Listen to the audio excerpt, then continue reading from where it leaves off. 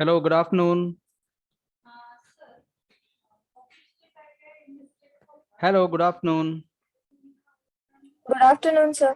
Good afternoon. Okay, we will start this lecture, and as we are on unit number 3, so we are a little bit going in detail about classification and regression. So last time we have seen some of the parameters like precision, recall, F1 square. Now we'll go a little bit in front and we'll see how we can access this classification problems. Because even if you're doing regression or classification, so you know that what regression is when y is continuous and what classification is when y is discrete.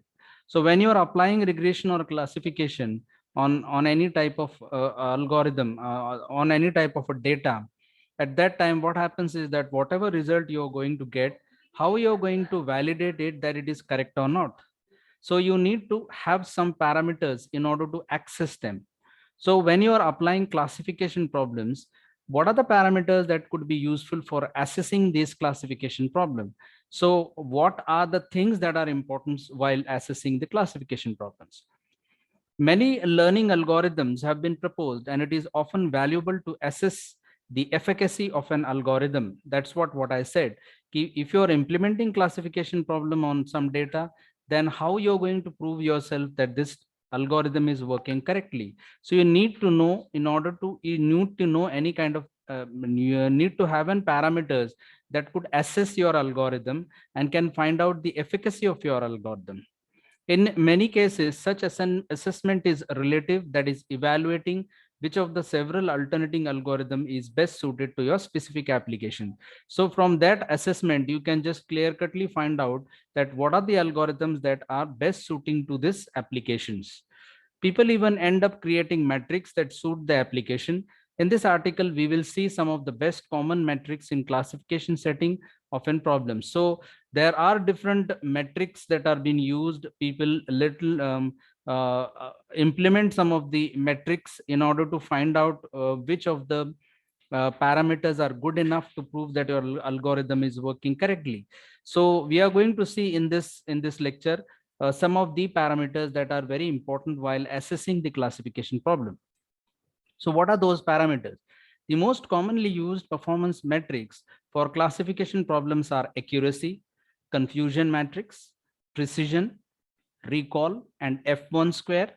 Then comes your ROC, AUC, and log loss. So depending upon, uh, in order to find out the error, loss, or how much the accuracy your algorithm is working out, all these 7 to 8 parameters are required to assess the classification problem. So once I'll again repeat, that is accuracy, confusion matrix, precision, recall and F1 square, ROC, AUC, and log loss. So these are some of the metrics, performance metrics, I could say, to solve the classification problems. So one by one, we are going to see in detail about how they work out to be.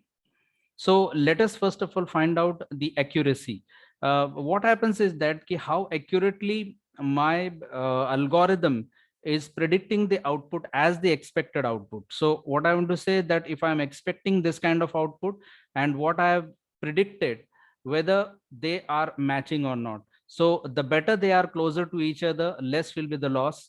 And the value, if they are far from each other, that means there is huge loss in case of expected and predicted value. So accuracy is very important term, because you need to find out the accuracy of your method through which you are applied implementing algorithms. You have to find out the accuracy. It is a simple ratio between the number of correctly classified points, the total number of points. So let us assume that there are 100 points, and out of which if I have been classifying 50, so that is 50 by 100, which is nothing but equal to half. So it means that 50% is the accuracy. So the number of points which are there and the number of correctly classified points, यानी कि जो सही points है divided by total points, सही points divided by total points is nothing but accuracy. Accuracy is simple to calculate but has its own disadvantages. So there are some disadvantages of also there of accuracy if you find it out. if you're finding accuracy and your accuracy comes to be good enough, it is not enough to prove that your algorithm is working correctly. So that's what I'm saying, ki accuracy is one of the parameters that could be implemented, but there are different parameters, there are different performance metrics which are to be implemented in order to check whether your algorithm is working correctly or not, but they are must, you have to find out. So what are the limitations of accuracy? Now there are some limitations, like first one, if the data set is highly imbalanced and the model classifies all the data points as the majority class data points, then accuracy will go high. So obviously if your most of your data is imbalanced, then the model will classify it as a majority class data points because they have been not properly balanced. Hence, this makes accuracy not reliable performance in case of imbalanced data. So that means that accuracy should be applied only on the balanced data and we can get a correct result. Otherwise, if the data itself is imbalanced and you're applying on it, then it becomes difficult to judge whether the accuracy what you have got is correct or not. And the model classifies the data points as the majority class data points. Hence, इसका मतलब ये है कि अगर आपका data imbalance रहा तो आपका एक्यूरेसी काम नहीं करेगा। इवन आपका एक्यूरेसी 90% है लेकिन आपका डेटा पूरा इम्बैलेंस्ड है तो वो कुछ काम का नहीं है। So you need to have that, you should apply on a very balanced data. Your data has to be organized, it should be very clean, that is free of outliers, and it should be very specific. So all these things will come into the picture if you want to apply accuracy. If you're going to apply it on unbalanced data, then you are going to get a wrong accuracy. That is what the limitations of accuracy is there. Second limitation is that from accuracy, the probability of the prediction of the model can be derived. So from accuracy, we cannot measure how good the prediction of the model are. मतलब क्या, the probability of prediction of the models can be derived. तो ये जो probability है prediction की model की, वो हम derive कर सकते हैं. So we cannot measure how good the prediction of the model are. यानी कि जो मैंने prediction किया है वो correct ही है, इस बात का अंदाजा नहीं लगाया जा सकता क्योंकि हम जो कर रहे हैं वो probability है prediction की.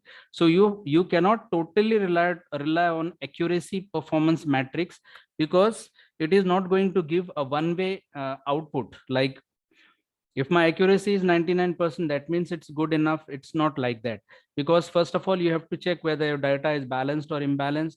Then second thing is that it is the probability of prediction that can be derived. So we cannot measure good prediction of that model R. So accuracy is needed to be found out, but has its own limitations. Second assessing classification problem is confusion matrix. This is very important performance matrix. If you find a confusion matrix, that means you can find out the figure in front of you. So this is the figure. So you can see that there are actual values versus the predicted values. So if the actual values are having two values, that is positive and negative, and your predicted values will be also positive and negative. So if the actual value and the predicted value are same, then we can say that's a true positive. The actual value, the positive of the actual value and positive of the predicted value are same, it could be said, it can be calculated as a true positive value. When the negative of the actual value and positive of the predicted value are same, then we can say that it's a false positive. So you're going to take these two parameters together. So positive positive, true positive, negative positive, false positive. Then positive of actual value and negative of predictive value is nothing but false negative, and negative of the actual value and negative of the predicted value is true negative. अभी actually दूसरे मायने में इसको अगर समझाने की कोशिश करें तो एक सिंपल सा एक चीज है कि मैंने जो सोचा वही हुआ, मैंने जो सोचा वो नहीं हुआ. This is the first case. Second case, मैंने जो नहीं सोचा वो बिल्कुल वैसे ही नहीं हुआ, लेकिन मैंने जो नहीं सोचा और वो वैसे हुआ. सो यानी मैंने नहीं सोचा जैसे हो गया लेकिन हो गया. सो इसका मतलब ऐसे चार कंडीशंस आएंगे और वही चार कंडीशंस हम true positive, true negative, false positive और false negative में लेके जाएंगे. That means if I am saying yes and the output is coming yes, if I am saying yes the output is coming negative, If I am saying negative, the output is coming positive. If I am saying negative, the output is coming negative. So these all four things coming together will give you the confusion matrix. Confusion matrix actually आपको क्या देगा? Confusion matrix ये देगा कि आपने जितनी values के लिए ये एल्गोरिदम, जितने डेटा पर ये एल्गोरिदम निकाला है, उसमें से कितने ट्रू पॉजिटिव है, कितने फॉल्स पॉजिटिव है, कितने ट्रू नेगेटिव है और कितने फॉल्स नेगेटिव है। यानी वो 4 वैल्यूज देगा वो आपको रिटर्न में। तो इससे आपको एक अंदाजा आ जाएगा कि मेरा एल्गोरिदम कितना काम कर रहा है, यानी कि कितना कंफ्यूज्ड है, how much it is confused. So how you are going to find out? Through a confused matrix. So obviously confusion matrix is also yet another assessing classification problem that is very much important.